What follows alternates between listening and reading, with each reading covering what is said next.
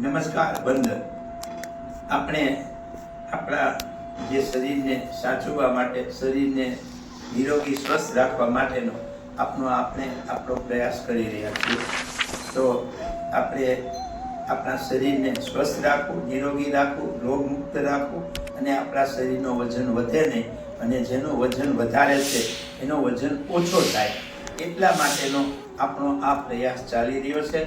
અને આ પ્રયાસમાં આપણી ઓમ ગાયત્રી હેલ્થ સેન્ટર ચેનલ આપણે ચલાવી રહ્યા છીએ અને એ ચેનલમાં આપણે આપના માટે, આપણા બધા માટે અમે પ્રયાસ કરી રહ્યા છીએ.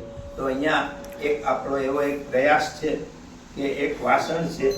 આ એ વાસણની અંદર અમે આ ચણા છે, સફેદ ચણા છે,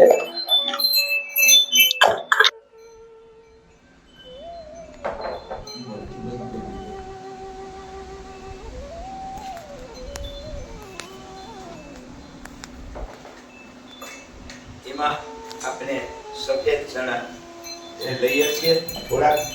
ત્યાર પછી દેશી ચણા, લાલ ચણા આપણે કહીએ છીએ એ ચણા પણ લઈએ છીએ. ત્યાર પછી આપણા ઘરમાં મઠ હોય એ મઠ લઈએ છીએ.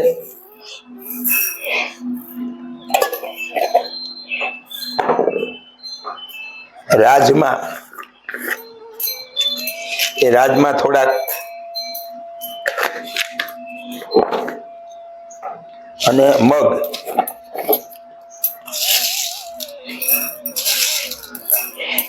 સપ્રમાણમાં બધી આટલી વસ્તુ લઈએ અને એ વસ્તુને આપણે રાતે એક બાઉલમાં રાખી આ રીતે લઈ અને એમાં પાણી, તાજું પાણી મૂકી અને એને પલાળી દેવાનું, રાત આખી પલાળી દેવાનું.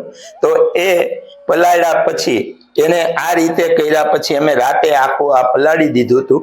એને અત્યારે આ રીતે થઈ ગયું છે. આમાં ચણા છે, મગ છે, મઠ છે અને રાજમા છે. તો એ થોડા થોડા નાખ્યા હતા. આપ જોવો છો અત્યારે એ એક આખી રાત પલળવાથી એ આખી રાત એની પ્રકૃતિ, એની અંદર ઉર્જા આવવાથી એ પાણીને હિસાબે એ જે રૂપ છે એનું જે વાસ્તવિક રૂપ છે એમાં ફેરફાર થાય છે. એટલે પલળે એટલે ઓછા થાય અને એ ફૂલે છે. તો એનાથી એની જે ભોજનમાં અથવા આપણા નાસ્તામાં લેવાથી પ્રક્રિયા એ અલગ રીતે થાય છે. તો આપણા શરીરને આ લેવાથી આ એક આપણો સવારનો નાસ્તો છે.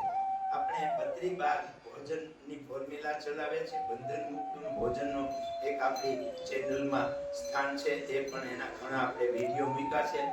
એમાં આપણે સવારે બતાવવામાં આવ્યું છે કે સવારે આપણે નાસ્તો કરવાનો. તો આપણો સવારનો નાસ્તો છે. તો આને આ રીતે એ અંકુરિત અનાજ ધીમે ધીમે આ રીતે આપણે ચાવીને ખાવાથી ઓછામાં ઓછું 32 વાર 35 વાર ચાવીને એક કોળિયો ખાવાનો. આ આપણી ખાવાની જે રીત છે અથવા એક સવારનો નાસ્તો છે. આમાં કોઈ જાતના તેલ, મીઠું કે કોઈ મસાલા નથી. ચાવ્યા પછી જ્યારે ચાવતા 20-25 સુધી ગોળીઓ પહોંચે તો આપણે એમાંથી એક રસ નીકળે અને એ રસ ગળી જવાનો. પાછો આ રીતે ચાવવાનો. નાસ્તો કરતી વખતે આપણે આનંદથી નાસ્તો કરવાનો. સવારે કોઈ ટેન્શન કે કોઈ પણ જાતની ઓલી વગર. અને ત્યારે ટીવી નો ચાલુ હોવો જોઈએ, મોબાઈલ નો ચાલુ હોવો જોઈએ કે આપણે બીજા સેમાય ધ્યાન દીધા વગર આપણે નાસ્તો કરવાનો છે. તો આમાં 5 વસ્તુ આપણે મૂકી લે.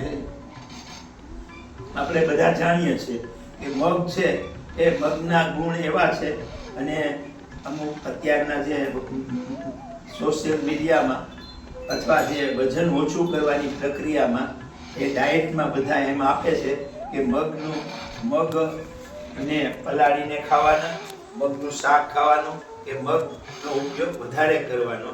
તો મગ અને મઠ બે એને અંકુરિત કરી અને પલાળીને ખાવાથી આપણા શરીરની અંદર જે વજન વધારે છે, આપણા શરીરનું જે લોકોના વજન વધારે છે એનું વજન ઓછું થવામાં એ મદદ કરશે.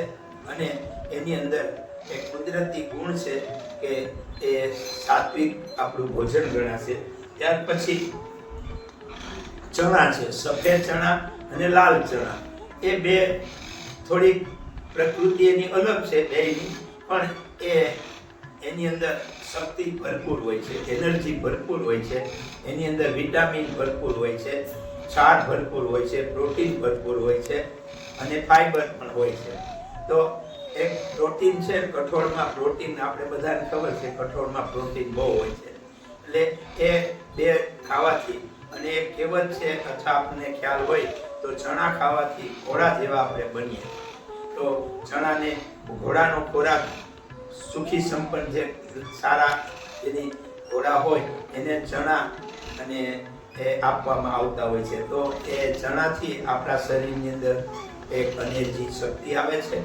અને પછી રાજમા, તો રાજમા પણ એક કઠોળ છે, એના ગુણ પણ અલગ હોય છે. તો આ રીતે બધા સપ્રમાણમાં કઠોળ આપણે પલાળી અને ચાવીને ખાશું તો આપણા શરીરની અંદર અનેરી અલગ અલગ શક્તિઓ એક સાથે ભેગી થશે અને એ એક શક્તિ આપણા પેટની અંદર જશે, એટલે પાચન થશે. પાચન થવાથી એની પ્રક્રિયા થશે, પ્રક્રિયા થઈ અને એની જે એનર્જી છે, એની જે શક્તિ છે, એના છાણ છે, એના વિટામિન છે, એના ફાઈબર છે, પ્રોટીન છે, એ બધું આપણને જ્યાં જ્યાં જરૂર છે ત્યાં આપણા નાના આંતર અને મોટા આંતરના દ્વારા સ્રાવદારે એ પહોંચશે. આપણું વજન ઓછું થશે, આપણી ઇમ્યુનિટી શક્તિ વધશે, કમરના અને પગના ગોઠણના દુખાવા મળશે. જે કાંઈ આપણા શારીરિક શક્તિ, શારીરિક ઉણપ અને શારીરિક જે કાંઈ માનસિક ને શારીરિક તકલીફો છે એ આ કઠોળ અને ખાવાથી આપણા શરીરને અનેરી શક્તિ ઉર્જા મળશે. તો આ એક સહજ નાસ્તો છે. સવારે આપ આ રીતે અઠવાડિયામાં 2 કે 3 કે 4 વખત આ રીતે નાસ્તો આપ કરશો તો આપણા શરીરની અંદર જે વજન ઓછી કરવાની વજન ઓછું કરવામાં એ આપણી જે અંદરની વિટામિન છે, છાણ છે, પ્રોટીન છે, એની ઉણપ પૂરી કરશે. તો એ ભાવ સાથે આપણે આ સહજ રીતે દરરોજ આપણા નાસ્તામાં એને સ્થાન આપશું. આપણો આ પ્રયાસ આપણા બધા માટે છે. આપણી આ ચેનલ આપણી છે. આ ચેનલ ઓમ ગાયત્રી હેલ્થ સેન્ટર ગોંડલ દ્વારા ચલાવવામાં આવે છે. ગાયત્રી પરિવાર દ્વારા આ પ્રયાસ કરવામાં આવે છે. તો આના માટે વિશેષ જાણકારી આપને મેળવી હોય તો અમારા ફોન નંબર 94 261 78 824, ગાયત્રી મંદિર ગોંડલ 5 થી 7. આ બાબતે વજન ઓછું કરવા, કમરના દુખાવા માટે અથવા કોઈ પણ રોગ, ડાયાબિટીસ, પછી થાઇરોઇડ, એના રોગ માટે આપ અમને મળો એવી આપને અમારી અરજ વિનંતી. તો ફરીથી આપને બધાને નમસ્કાર, વંદન, અસ્તુ.